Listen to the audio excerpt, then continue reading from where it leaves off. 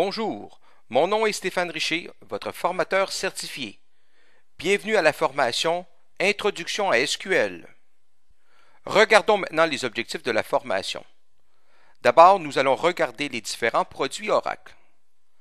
Un des points les plus importants sera de connaître la structure et le fonctionnement d'une base de données relationnelle. Nous allons regarder également les concepts de modélisation, apprendre principalement le langage SQL et finalement différencier les commandes SQL à SQL+. Introduction à SQL comprend un agenda de formation de 13 vidéos. Regardons d'abord le premier vidéo, Historique et architecture. C'est en 1970 qu'un dénommé Edward Frank Codd publiait l'article A Relational Model of Data for Large Shared Data Banks et qui inspirait le langage de données Structured English Query Language, renommé ultérieurement SQL pour cause de conflit de marque déposée. Développé chez IBM en 1970 par Donald Chamberlain et Raymond Boyce, cette première version a été conçue pour manipuler et éditer des données stockées dans la base de données relationnelle à l'aide du système de gestion de base de données IBM Système R. Mais ce fut seulement en 1979 que la corporation Oracle présentait la première version commerciale disponible de SQL, rapidement imitée par d'autres fournisseurs. En 1992, il y avait une revision majeure du code SQL qui mettait en place le standard SQL 92 et qui fut revisé une dernière fois en 1999. Regardons maintenant en détail l'architecture d'une base de données. Une base de données est en fait composée de 3 compartiments. Vous avez la mémoire, représentant par l'instance ou le SID, acronyme de System Identifier. Vous avez également la structure logique, représentée par des espaces de disque logique ou communément appelés table space. Et finalement, la structure physique, composée de data files. Lorsqu'un client veut établir une communication, il ne peut communiquer directement avec la base de données. Il doit établir la communication auprès de l'instance. Simplifions maintenant l'architecture de notre base de données en divisant l'instance en 3 compartiments principaux ainsi que les tablespaces de base. Nous allons expliquer plus en détail le fonctionnement de chaque compartiment dans les 2 prochaines illustrations. Débutons d'abord par l'instance.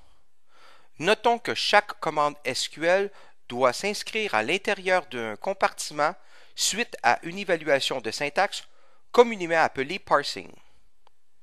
Une fois cette évaluation complétée, un plan d'exécution devra être produit afin de connaître le meilleur chemin d'extraction pour votre interrogation. Dans le deuxième compartiment, nous retrouvons les blocs Oracle qui représentent la plus petite unité de lecture pour une commande SQL. Finalement, le compartiment de journalisation représentant les commandes d'écriture ou transactionnelles. Cette fois-ci, regardons les tablespaces principaux. Dans le tablespace system, nous retrouvons le dictionnaire de données. Le dictionnaire est en fait composé de tables système conservant toutes les métadonnées de votre base de données.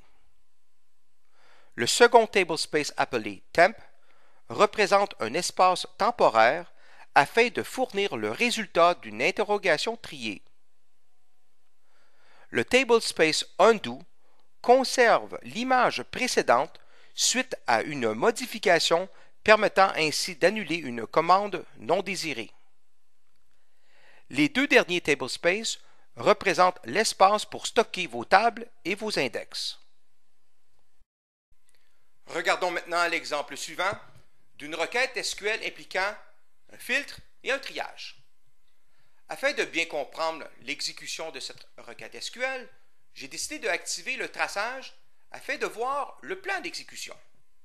Grâce à ce plan, vous allez pouvoir suivre la requête SQL au travers l'architecture de la base de données au complet. Vous allez remarquer en haut de l'écran le résultat de la requête SQL, dans la partie centrale, le plan d'exécution et finalement à la fin, les statistiques. Regardons le tracé complet d'une interrogation. La commande est d'abord exécutée par le client, évaluée et inscrite dans un compartiment mémoire. Cette évaluation est appelée parsing. Un plan d'exécution est produit afin d'extraire le contenu de la table le plus rapidement possible. La ligne 3 indique l'accès de la table via un index. Cet index fournira l'adresse physique RowID pour extraire les rangées respectant le critère de la condition. Nous pouvons observer à la ligne 2 l'accès de la table par RowID. Avant de retourner le résultat final vers le client, une dernière étape devra être complétée par le triage du résultat indiqué à la ligne 1. C'est ainsi que le résultat final apparaîtra selon la structure de la requête SQL.